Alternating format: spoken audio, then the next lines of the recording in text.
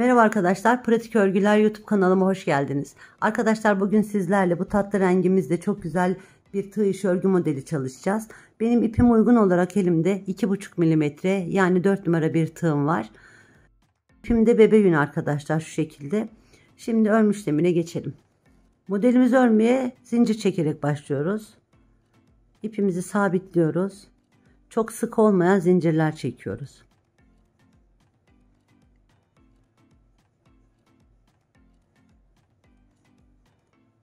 Ben model anlatacağım için çok uzun olmayan bir zincir çekeceğim. Modelimiz 4 ve 4'ün katları üzerine kuruluyor. Bu kadar zincir benim işimi görecek. Tığıma ipimi alıyorum. Hemen ilk değil ikinci zincirin içine gidiyorum. Bir tane yarım trabzan yapıyorum. Yanındaki ilmeğin içine de bir tane yarım trabzan. Onun yanındaki zincirin içine de yarım trabzan. Bir yanındakine de yarım trabzan. Bu sıramızda bütün ilmeklerimizin içine yarım trabzanlarla dolduruyoruz arkadaşlar. Bu şekilde. Ben sıra sonuna kadar örüp geliyorum. Ben ilmeklerimin içine yarım trabzanlar yaptım. Sıra sonuna geldim. 1, 2 ve 3 tane zincir çekiyorum. Örgümü döndürüyorum. Tığıma ipimi aldım. Bakın bu değil, hemen yanındaki ilmeğimden itibaren bir tane ikili trabzan yaptım. Onun yanına da 1 ve 2 seferde çektiğim bir trabzan. Bir tane daha 1 ve 2 seferde çektiğim bir trabzan yaptım. Tığıma ipimi aldım. Şurada boş bıraktığım bir tane ilmeğim vardı. Şu ilmeğim. Bu ilmeğime tığımla ön taraftan batıyorum. Arka taraftan da ipimi alıyorum. Şu şekilde. Ve uzunca çekiyorum. Önce 2 tane ilmeğimi alıyorum. Sonra kalan 2 ilmeğimi beraber alarak bunu bağlıyorum. Tekrar altta bir tane ilmek bırakıyorum. Hemen yanındaki ilmeğimin içine gidiyorum. 1 ve 2 seferde çektiğim bir trabzan yaptım. Yine 2 ve 2 çektiğim bir trabzan. Yine önce 2 sonra 2 çektiğim bir trabzan yaptım. Yine tığıma ipimi aldım. Bakın şu arada boş bıraktığım ilmeğim var. Bu ilmeğimin içine önden tığımla girdim. Arkadan da ipimi geçiriyorum. Şu şekilde. Ve buraya uzunca bir ilmek çıkartıyorum. Önce 2 sonra 2 yapıyorum. Ve kapatıyorum. Tığıma ipimi aldım. Burada bir tane ilmeğimi bırakıyorum. Yanındaki ilmeğimin içine yine bir tane ikili trabzan yaptım. Onun yanına da bir tane trabzan ve onun yanına da bir tane trabzan yapıyorum. İpi doluyorum. Aradaki boş bıraktığım ilmeğimin içine gidiyorum. Tığımla girdim. Arkadan da ipimi şu şekilde geçiriyorum. Uzunca bir ilmek çekiyorum. Önce 2 sonra 2 yaparak kapatıyorum. Tığıma ipimi aldım. Bir tane ilmek bıraktım. İkinci ilmeğin içine bir tane 2 seferde çektim trabzan. Bir tane daha ve bir tane daha trabzan yapıyorum. Tığıma ipimi aldım. Aradaki bıraktığım ilmeğimin içine gidiyorum. Uzunca bir ilmek çıkartıyorum.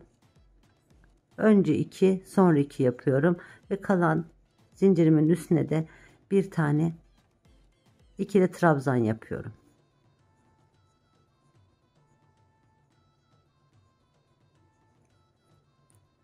Bir tane zincir çekiyorum. Modelimi döndürdüm. Burada bütün ilmeklerimin içine sık iğneler yapıyorum.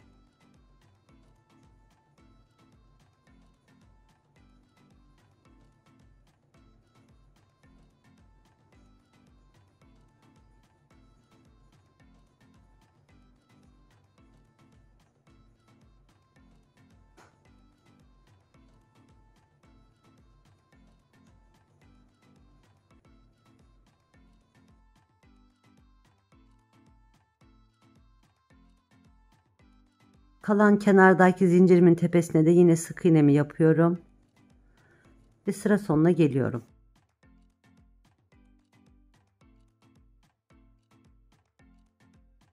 Bir, 2 ve 3 tane zincir çekiyorum. Modelimi döndürdüm. Tığma ipimi aldım. İlk değil ikinci ilmeğimin içine bir tane trabzan yaptım. Onun yanındaki ilmeğin içine de bir tane trabzan ve bir tane daha ikili trabzan yaptım. Tığma ipimi aldım. Arada boş bıraktığım ilmeğimin içine gidiyorum. İpimi uzunca çekiyorum. Önce 2, sonra 2 yapıyorum. Tığma ipimi alıyorum. Arada bir tane ilmeğimi bırakıyorum. İkinci ilmeğimin içine 2 seferde yapmış olduğum bir trabzan yapıyorum. Bir tane daha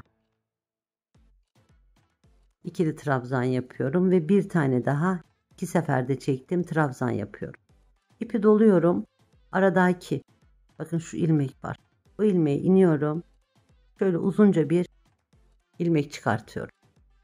Önce 2, sonra 2 yapıyorum. Arada bir tane ilmek bırakıyorum aşağı tarafta. Hemen ikinci ilmeğin içine 1 ve 2 seferde çektiğim trabzan yapıyorum. Onun yanındaki ilmeğe de bir tane 2 seferde çektiğim trabzan ve onun yanındaki ilmeğe de 2 seferde çektiğim bir trabzan yapıyorum. Tığımın başına ipimi alıyorum. Aradaki şu boşluk var. Boşluğa gidiyorum ve uzunca bir ilmek çıkartıyorum. Önce 2, sonra 2 yaparak kapatıyorum. Arkadaşlar modelimiz bu şekilde ilerliyor. Benim daha öncesinde örüp büyütmüş olduğum modelimin büyük hali var. Onu da sizinle paylaşmak istiyorum. Modelimin büyük hali de bu şekilde arkadaşlar. Ben daha öncesinde örmüştüm. Sizinle paylaşmak istedim. Modelimin arka yüzü de bu şekilde. Bakın çok güzel bir model. Öyle hani esneme yapacak, bırakacak bir model değil. Ve bugünkü videomuzun da sonuna geldik. Beni buraya kadar seyrettiğiniz için hepinize çok ama çok teşekkür ediyorum. Yapacak arkadaşlarıma da kolay gelsin diyorum. Kanalıma destek olmak adına videomu beğenmeyi, videoma yorum yapmayı ve kanalıma abone olmayı unutmayın. Bir sonraki örgü videomuzda görüşünceye kadar sağlıcakla kalın, hoşça kalın.